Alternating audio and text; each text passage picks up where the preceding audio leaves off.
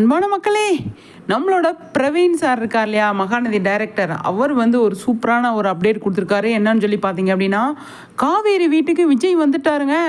எப்படி வந்திருக்காருன்னு பாருங்களேன். கையில் பேக்கு, வலது கையில் பேக்கு, இடது கையில் சூட் கேஸு ரெண்டையும் பிடிச்சிட்டு காவேரி வீட்டுக்கு வந்துட்டார். யார் வீட்டுக்கு? என் பொண்டாட்டி வீட்டுக்கு நான் போகிறேன் அப்படின்னு சொல்லிட்டு வந்துட்டார் போல்.